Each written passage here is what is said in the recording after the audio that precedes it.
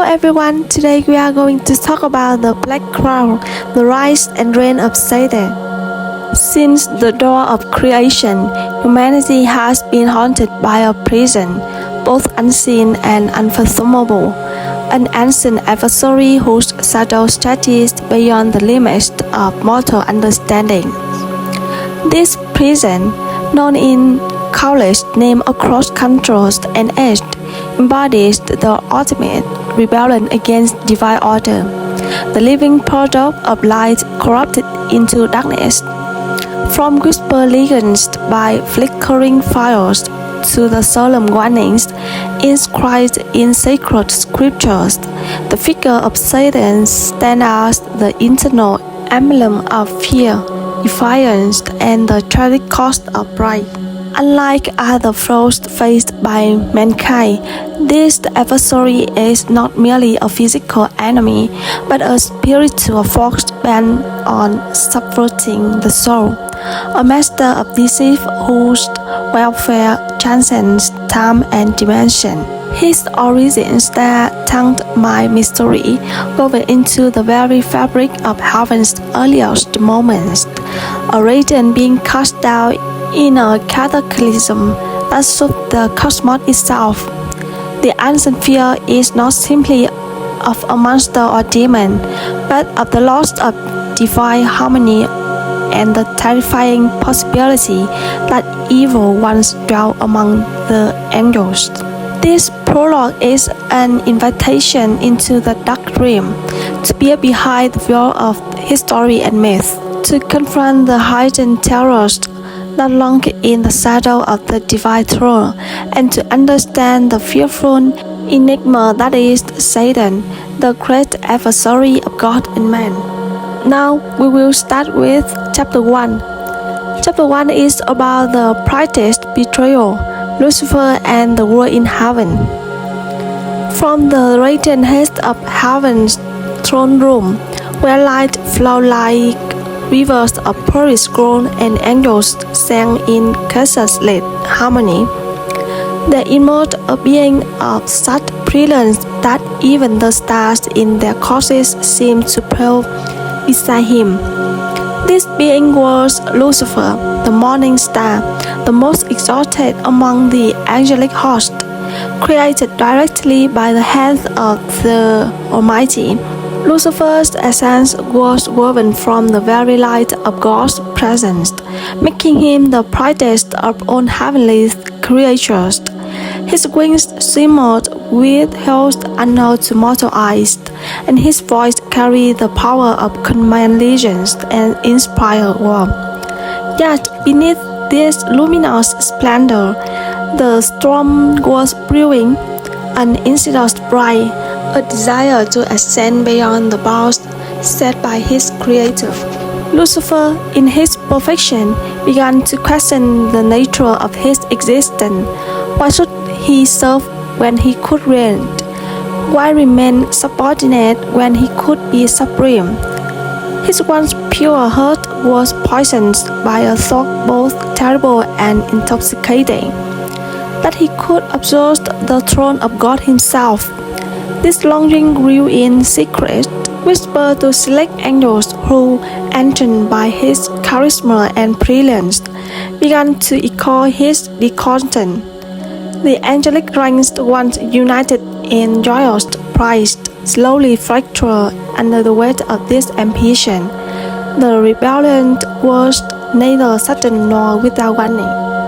It unfolded as a tragic betrayal, a celestial conspiracy woven in the shadows of heaven's vast expanse.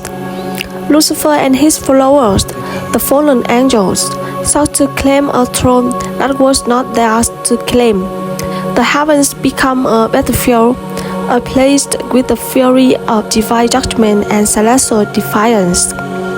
Thunder roared and light clashed against darkness as Michael, the archangel, rose as the champion of heaven's faithful. His sword blazed with holy fire, cutting through the legions of the insurgent. The world was cataclysmic. It was not merely a contest of power, but a spiritual war that reverberated through the fabric of existence. The very foundations of creation trembled beneath the weight of the conflict. For age untold, the two sides waged battle, unseen of human eyes, yet shaping the fate of all that was to come. The forces of rebellion were mighty, but ultimately doomed. With a final, decisive stroke, Michael and his loyal angels cast Lucifer and his host down from the heavenly heights. The morning star's glory was forever tarnished. His name twisted to Satan, the adversary, the accuser.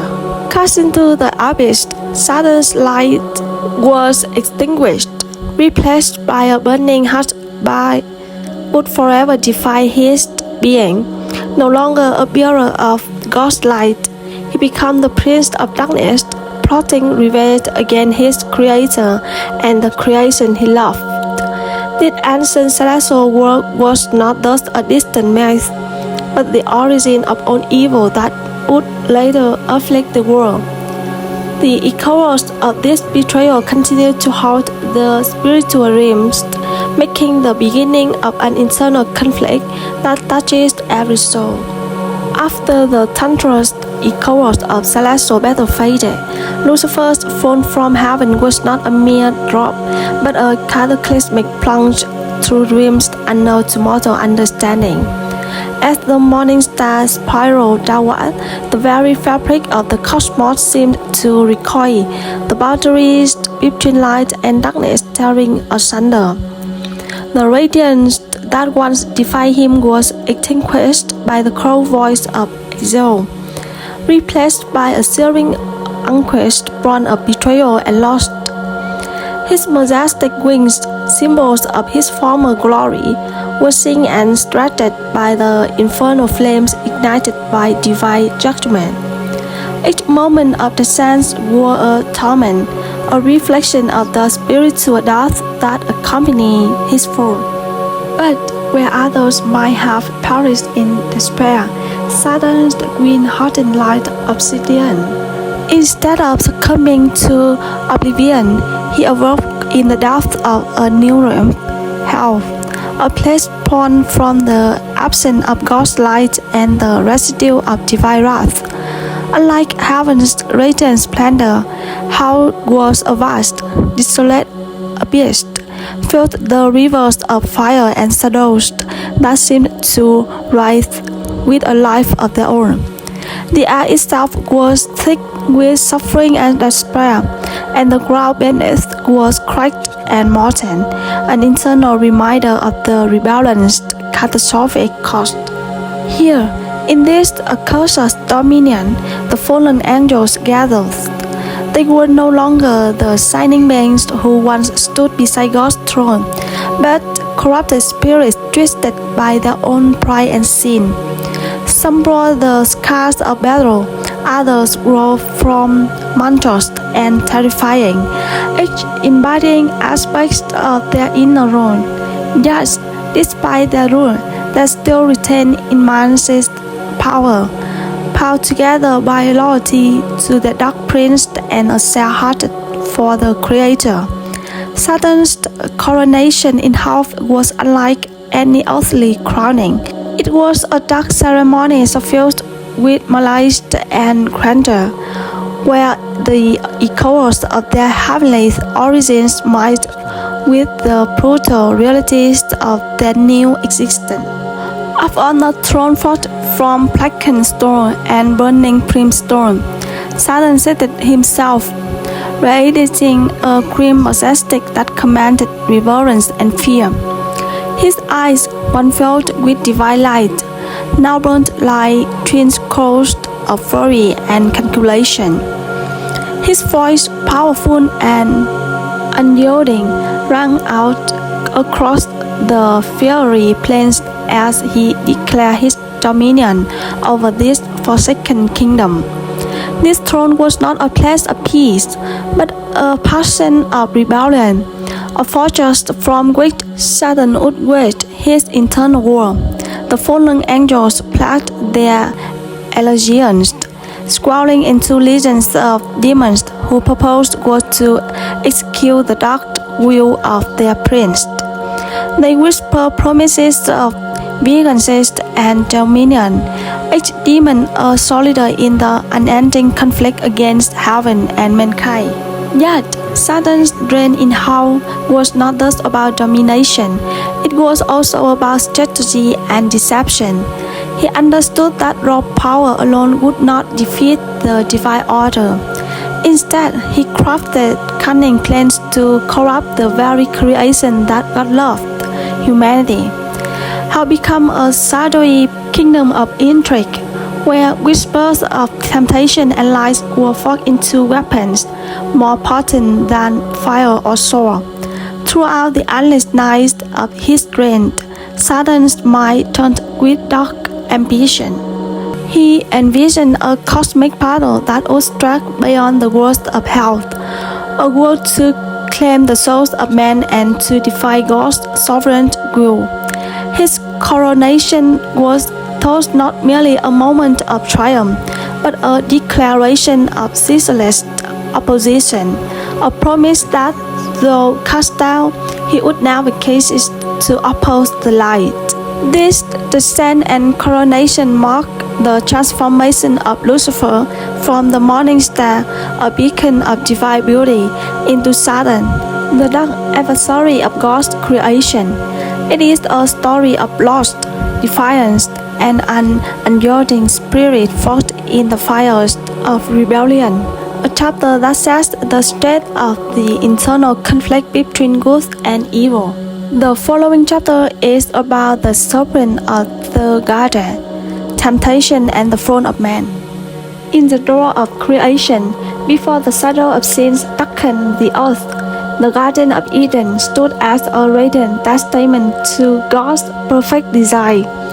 This sacred sanctuary, planted by the hand of the Almighty, was a place where life thrived in harmonious splendor. Verdant trees bore with ripe fruit, crystalline rivers murmured gentle song, and the air was thick with the fragrance of holiness. At the heart of this paradise walked Adam and Eve, the first humans, fashioned in the image of God, endowed with innocence and entrusted with stewardship over all creation.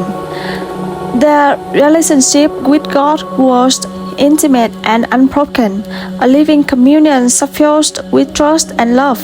Yes, these divine idols were destined to face its greatest triumph. From the dark abyss beyond, Satan, freshly crowned as Prince of Hell, yet fueled by unquenchable rebellion, sought to extend his influence beyond the very past. His target was not angels or cosmic realm, but humanity itself, the new pinnacle of God's creative work.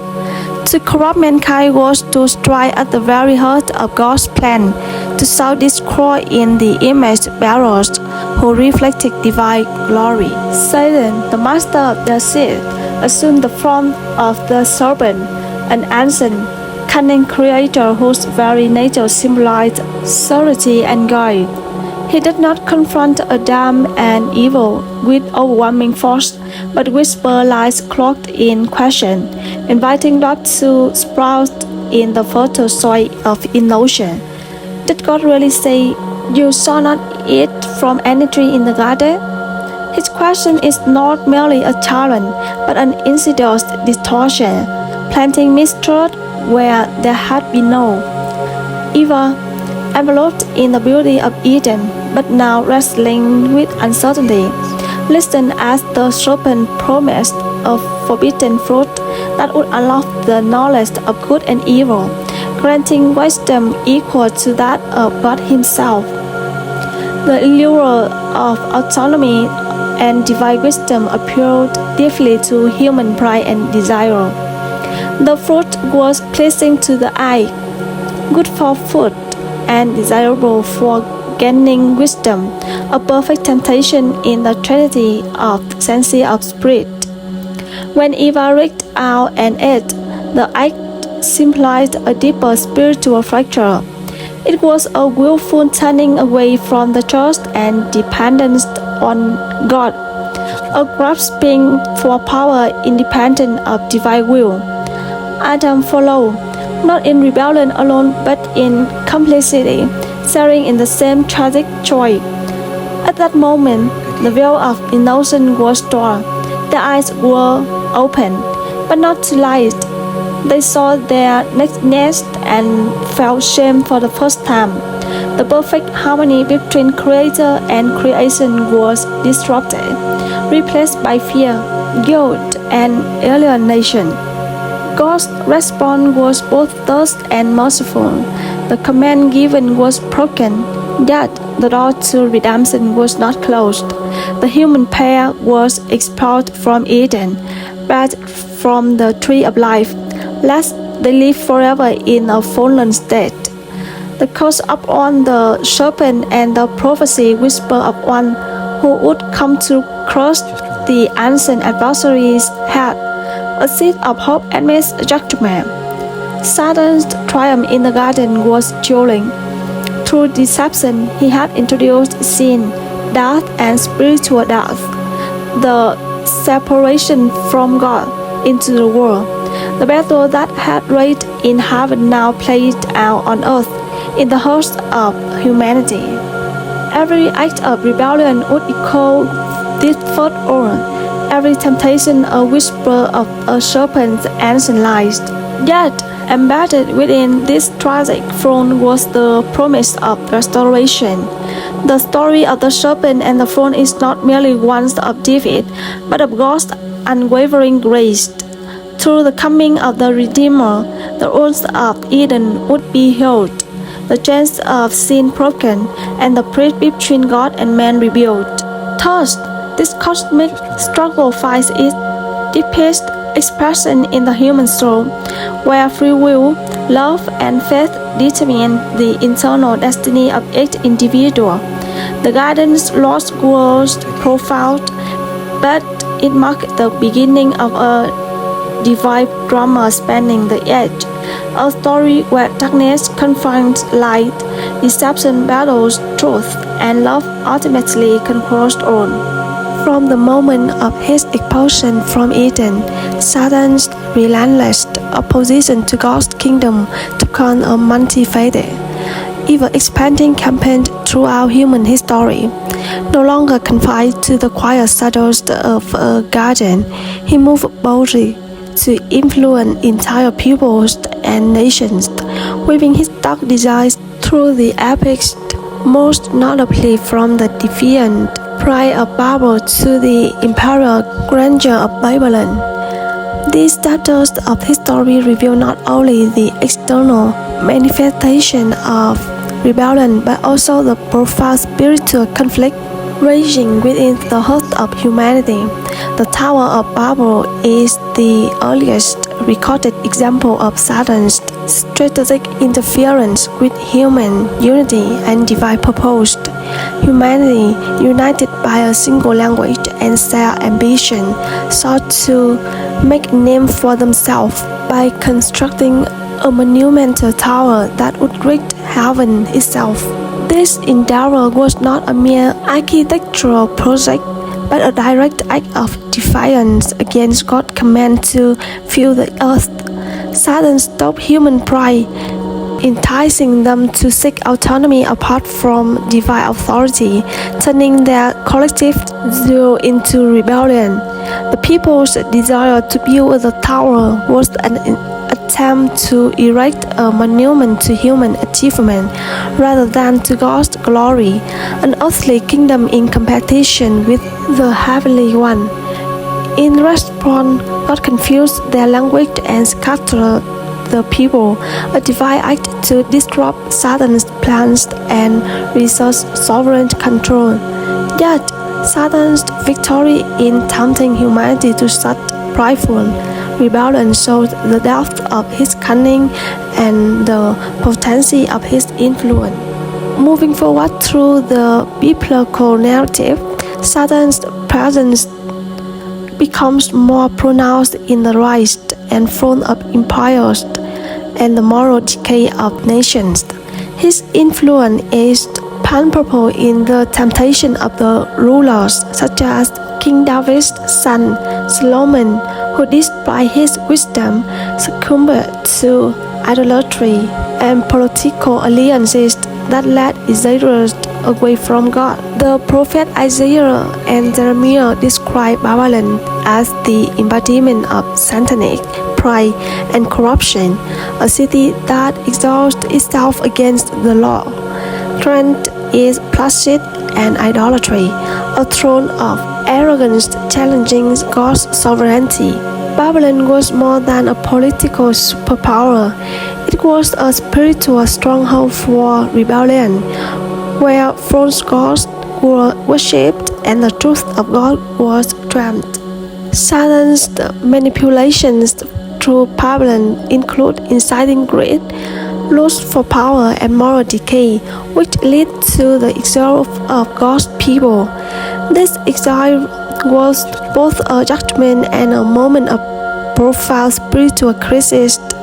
Yet, even in Babylon's head of power, the prophets spoke words of hope and restoration, promises that God's kingdom would ultimately triumph over the kingdoms of man, and that the Messiah would break the chains of sin and oppression. Satan's temporary triumph was shadowed by the certainty of his defeat. Throughout this age, Satan's method revealed a recurring pattern of temptation. He dresses pride in the guise of human achievement, disguises rebellion as progress, and cloaks tyranny with the illusion of order. He exploits human weaknesses, greed, vanity, fear, and rebellion, turning them into instruments of spiritual bondage. His ultimate goal is to serve humanity's relationships with God, to convince men and women that they can attain divinity and fulfillment apart from their Creator. However, the biblical record also reveals God's unchanging sovereignty and faithfulness. Despite the chaos sought by Satan, God orchestrates history to God's redemption. Every empire raised in arrogance fallen by divine decrees. Every human attempt to build a lasting kingdom apart from God is destined to crumble. The scattering of Babel, the fall of Babylon, and the exile of erasers all serve as reminders that human pride cannot stand before the holy justice of God. Moreover, these historical events carry profound spiritual lessons for believers across the age. They call for vigilance against the subtle ways Satan's influence can infiltrate not only nations but personal hearts through pride, rebellion, and false worship. They invite faithfulness, repentance, and truth in God's promises of restoration. In this ongoing cosmic conflict, Satan's presence is both a stark warning and a catalyst of hope. It highlights the urgencies of spiritual welfare but also points to God, the ultimate victory assured in Christ, the one who will establish an everlasting kingdom free from the tyranny of sin and evil. Thus, the journey from Babel to Babylon is not merely a historical account, but a vivid tapestry of the spiritual battle waged throughout human history, a battle that continues within every soul and every society today. Next, we come to the possessed, to a cause and doctrine of demonic control. Demonic possession represents one of the most profound and unsettling manifestations of spiritual warfare, illustrating the direct and invasive influence of evil upon human beings. Far from being a mere legend or superstition, Possession is a tangible reality affirmed throughout Scripture, the teachings of the Church, and the countless historical accounts. It is a spiritual crisis where an individual's body, mind, and will become instruments under the control of malevolent spiritual beings, entities that seek to disrupt the divine order and enslave the human soul. The Gospels are replete with narratives that reveal the natural symptoms and consequences of demonic possession. One of the most striking is the account of the demoniac, a man living in graveyard tomb, exhibiting extraordinary strength, self-destructive behavior, and utter isolation. Described as possessed by a legion of demons, this man's condition encapsulates the despair and chaos wrought by such spiritual bondage.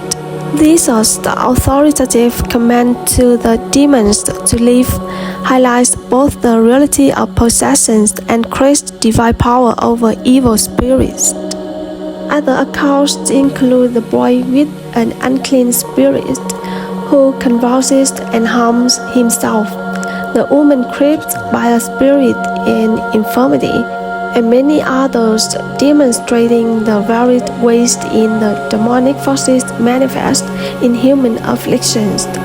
These passages not only underscore the physical and psychological suffering caused by possessions, but also the spiritual urgencies of deliverance. Early church fathers such as St. Augustine affirmed the reality of possession, emphasizing the need to differentiate it from natural illness or mental disorders. St. Thomas later elaborated on the nature of demons. They are spiritual beings who, though bodiless, can influence the physical realm through their power. According to Aquinas, possession is a unique case where demons exercise control over a human body, but not the soul, highlighting the enduring human capacity for spiritual resistance and repentance. The doctrine holds that possession involves the usurpation of bodily faculties by evil spirits, often exploiting vulnerabilities such as sin, trauma, or occult practices. However, the human will remains a contested territory. Although under severe assault, it is not entirely extinguished. This understanding preserves human dignity and the possibility of deliverance. Throughout church history, numerous accounts of possession and exorcism have been recorded, attesting to the ongoing presence of demonic activity. Saint Anthony, Saint Francis, and Saint Peter were renowned for their encounters with demonic forces and their roles in liberating the possessed. In more recent times, documented cases such as the famous exorcism of Michael in the 20th century, while controversial, continue to spark theological reflection and pastoral awareness regarding possession.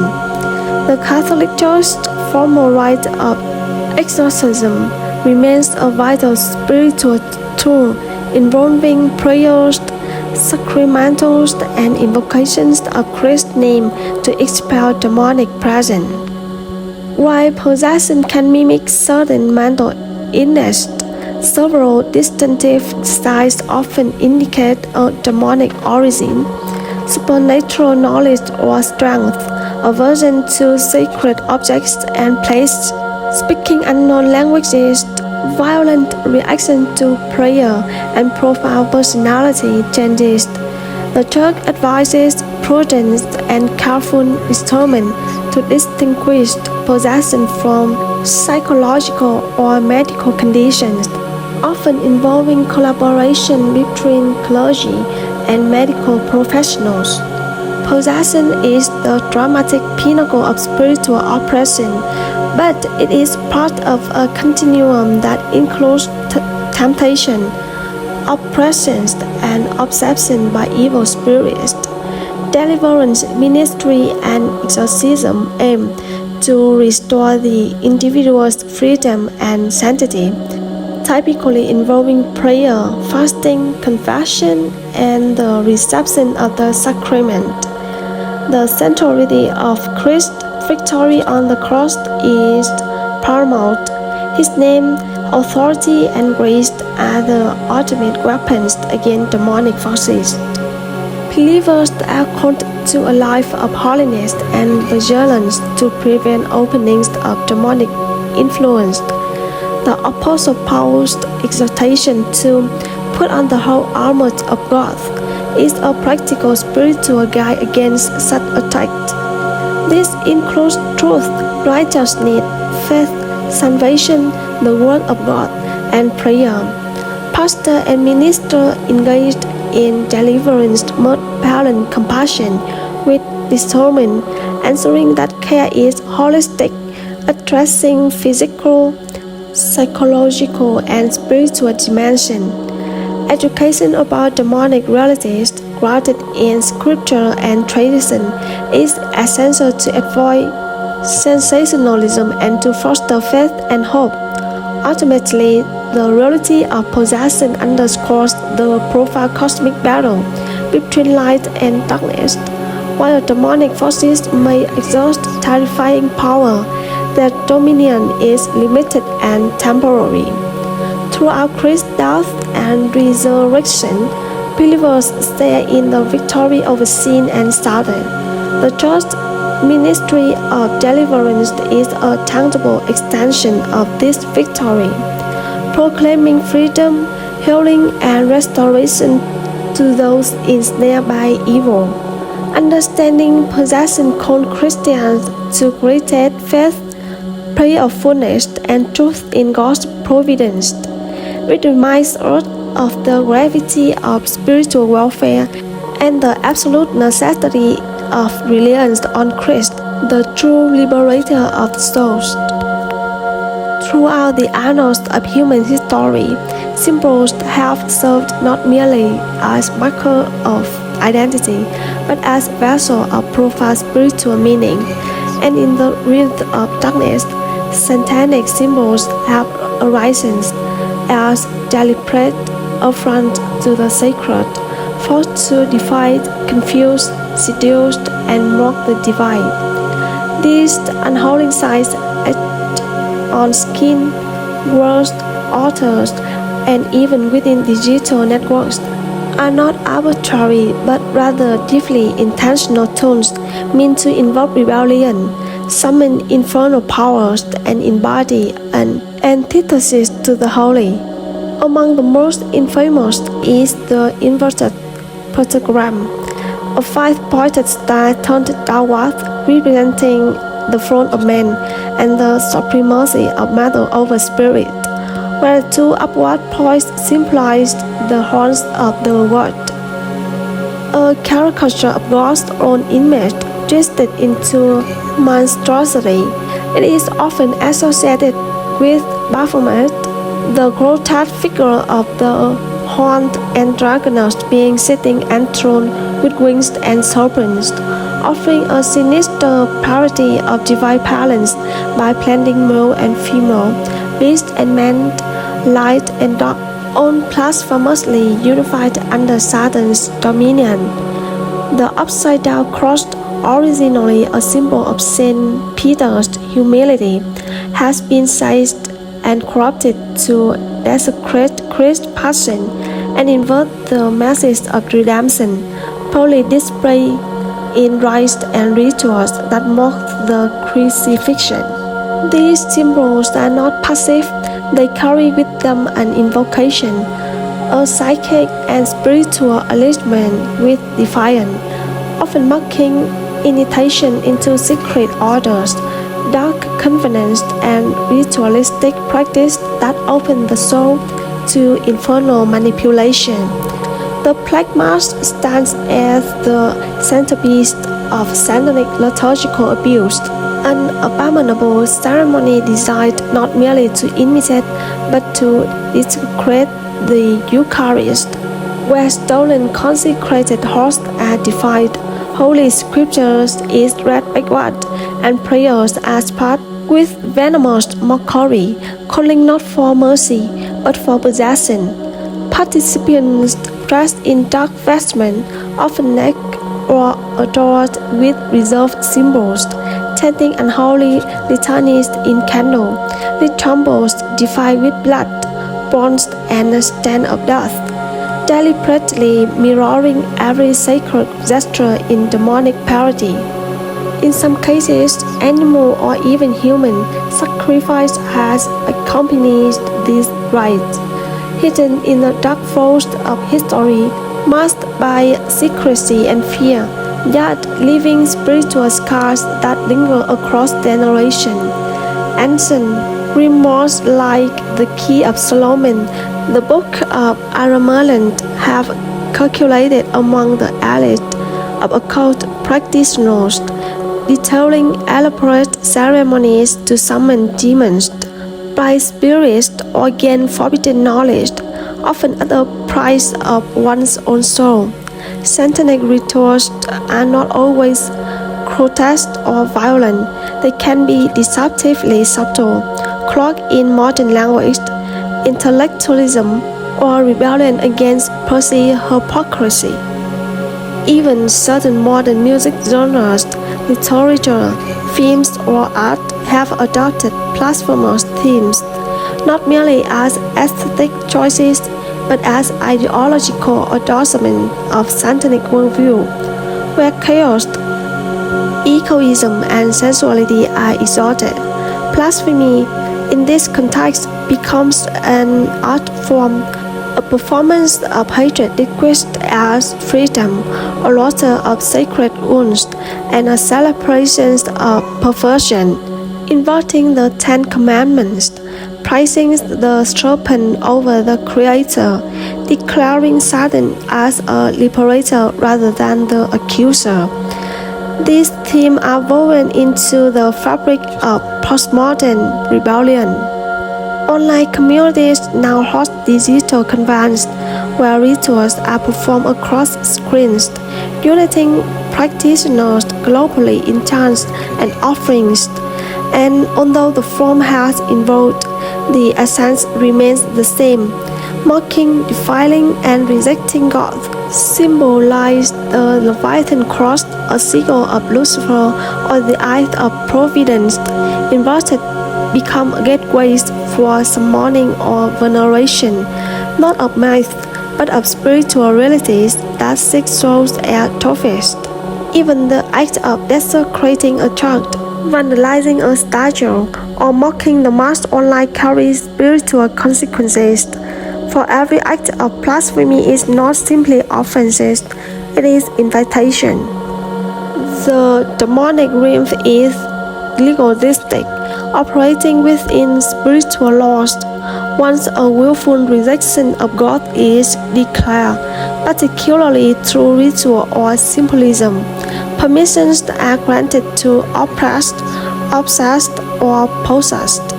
Some souls, initially drawn to the aesthetic of rebellion, find themselves later haunted, literally and spiritually, by forces they once viewed as metaphor or myth. The Church, recognizing the dangers, offers deliverance through exorcism and sacramental grace, yet many remain trapped by the allure of satanic deception, believing they are free while bound in invisible chains. It is essential to recognize that not all who flirt with these symbols understand their gravity.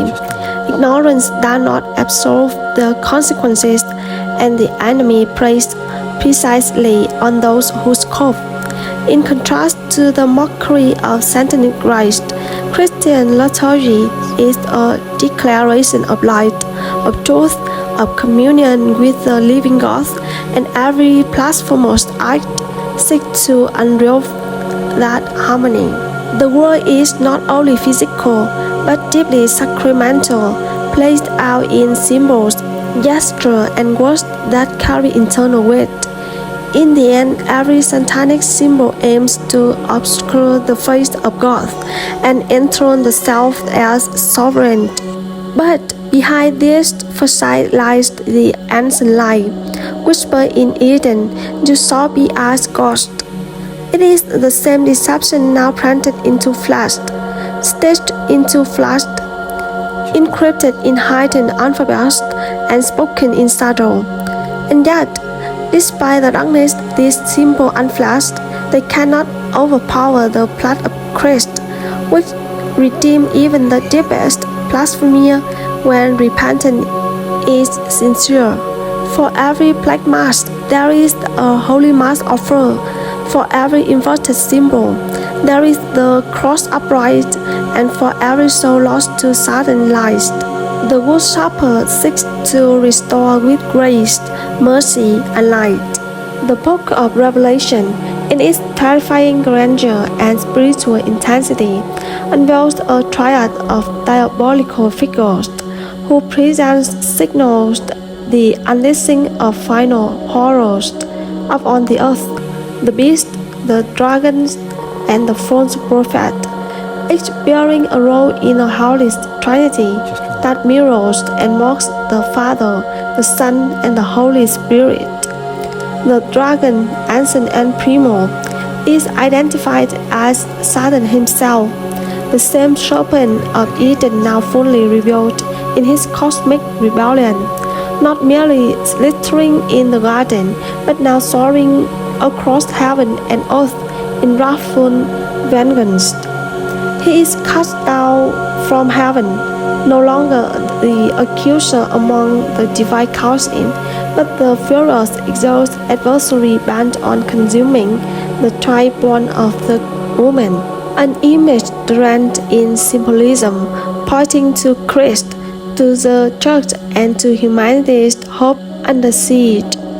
The dragon, realizing his time is short, bestows his power upon the first beast, a monstrous creature rising from the sea, its 7 heads and 10 horns crowned with blasphemous names, its body a patchwork of the leopard's agility, a bear's might, and the lion rod, an empire of corruption, political tyranny, and antichrist power, embodying every kingdom that has ever stood against God. The beast is not merely an empire but a Persian, a false messiah, a ruler possessed and empowered directly by Satan, performing signs, waging war on the saints, and demanding global worship under penalty of death. It institutes the infamous mark of the beast, a mysterious and ominous seal, 666, etched onto the right hand and forehead of all who submit, a counterfeit sacrament that desecrates the image of God and allies souls with perdition, shutting them off from salvation. This mark, whether symbolic or literal, represent allegiance to rebellion, the inversion of covenant, the buying and selling of one's soul in exchange for worldly survival. Then, images of second beast, the false prophet, rising from the earth with the appearance of a lamb, but the voice of a dragon, a deceiver who clothed himself in spiritual authority, twisting doctrine, performing false miracles, and seducing the world into worshipping the first beast. He is the false holy man, the corrupted preacher, the architect of apostasy, and his blasphemies are more dangerous than swords, for he makes heresy seem holy and evil appear divine. This unholy trial orchestrates the final great deception, summoning demonic spirits that perform signs and gather the kings of the earth for battle against the Lamb in a place called Armageddon, where the war of all worlds shall be fought. The influence of the beast is not confined to the ancient imagination, but it coerced in modern system of control, manipulation, surveillance, and propaganda, where truth is suppressed, and the masses are slowly led toward worshipping the state, the self, or the system, rather than the Creator. In every age, the shadows of these three resurfaced: despots who demand total loyalty, religions that devour reason and conscience, ideologies that promise peace but deliver damnation. The dragon fills it on with its ancient rage, longing to destroy the image of God wherever it resides, especially in human soul. Yet, even as this diabolical tragedy reigns in honor, it is temporary, and the doom is sealed. The lamb that was slain stands victorious, for though the beast may conquer bodies, it cannot kill the soul kept by God.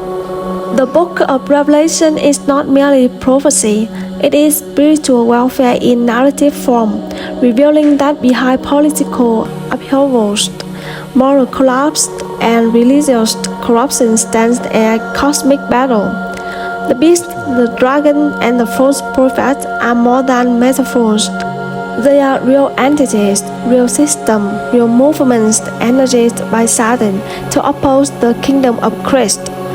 Those who see only the material world are applied to their influence, but those with eyes to see recognize their schemes in history, in culture, and in the choices made by every soul.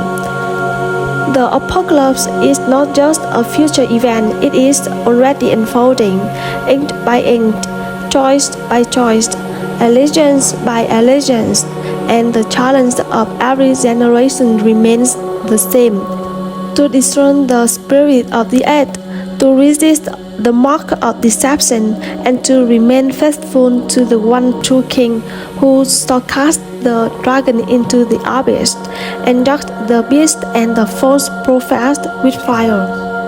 In the culmination of all time and eternity, the final act of divine justice is unveiled, the irrevocable end of Satan, the deceiver of nations, as he is hurled into the lake of fire prepared for him and his angels.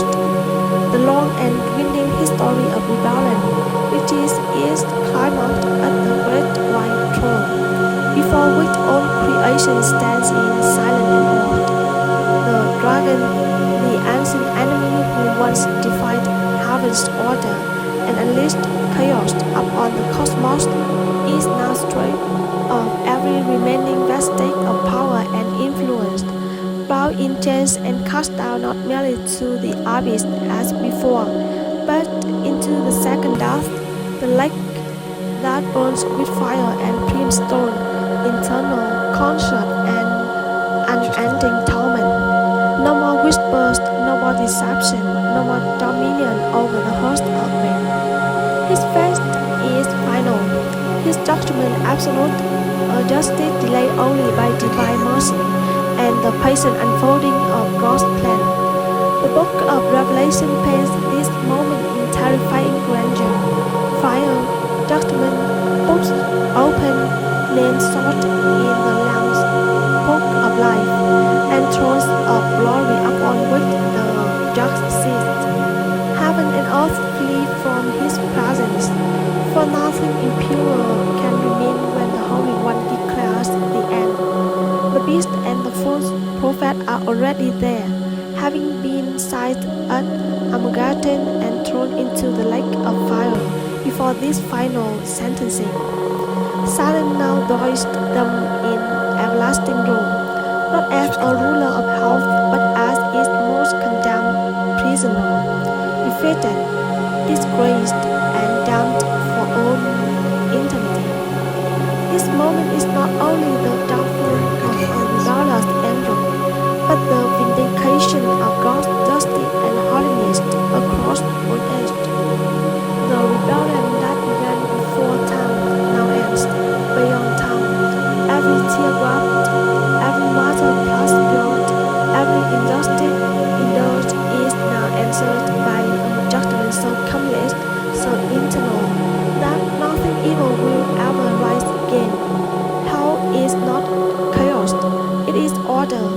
order of separation forgot, the consequence of unrepentant rebellion, and the full realization of divine wrath, not in folly, but in pure righteousness.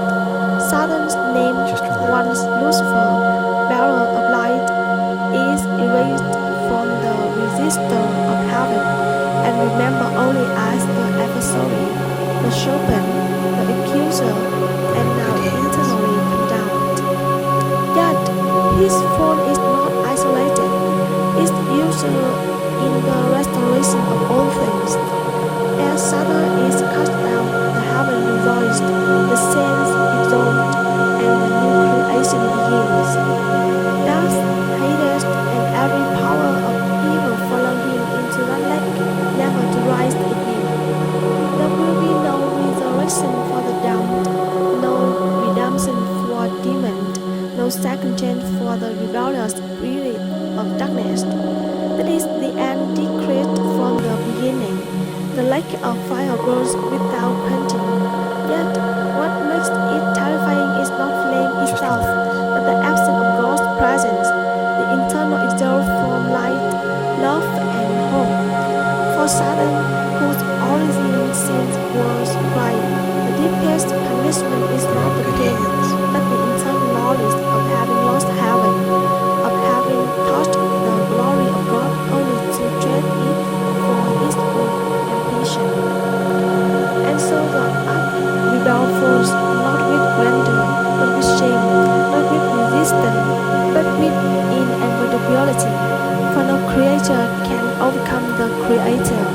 The final judgment shows more than fate. It affirms the cosmic moral order.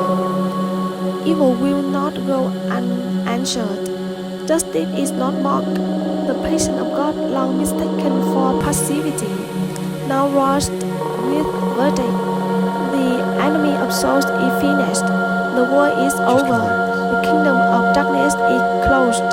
And from the ashes of judgment rises a new heaven and new earth where righteousness dwells forevermore. Finally, though the curtain falls on the tale of Satan's rebellion and final defeat, a profound mystery lingers, one that echoes across the age, whispered by prophets, contemplated by saints, and pondered in every soul that dares ask why evil was evil, permitted to exist at all. Why did God, who is omniscient and omnipotent, allow the rise of the adversary? Why did the temple walk freely in Eden? Why was the serpent not silent before the first lie? These questions dwell not merely in the realm of theology, but in the deepest corridors of human sorrow, where grief, injustice, and sin are daily realized. And yet, within this mystery, there is a greater revelation that love requires freedom, that obedience has meaning only when tested, and that redemption shines brightest against the backdrop of the throne. Satan's existence, permitted though never approved, becomes the dark void against which the glory of God is most brilliantly displayed. Through the ancient false rebellion, humanity glimpsed both the depth of its own fragility and the unsearchable depth of divine mercy. The cross, where the Son of God bore the full weight of sin and crushed the serpent's head, was not an afterthought. It was the axis upon which all creation turned. The mystery remains that it is a sacred mystery, one not meant to be solved with cold logic, but entered with awe. It reminds us that God's ways are higher than our ways, that the story is far vaster than we can imagine, and that even in the presence of evil, God is working all things together for good. Satan's tale, terrifying and tragic, does not end with his destruction. It ends with a call to vigilance, to faith, and to hope. The enemy is defeated, and the battle for each soul continues until the last trumpet sound. And so we are left not with answers carved in certainty, but with the invitation to trust the one whose justice is perfect, whose mercy is endless, and whose plan, though mysterious, is eternally good. In the end, the greatest mystery is not evil, it is grace. That God would love what rebels, that He would redeem what is broken, and that He would write His glory even through the darkest pages of the story. The adversary has played his part, but the author remains sovereign, and the final word belongs not to the dragon, but to the Lamb. Thank you for listening and joining me in learning about the Black Crown, the rise and reign of Satan. Please leave your comments, like this video and share it with others. Don't forget to subscribe to our channel for more great Bible story. Goodbye and see you in next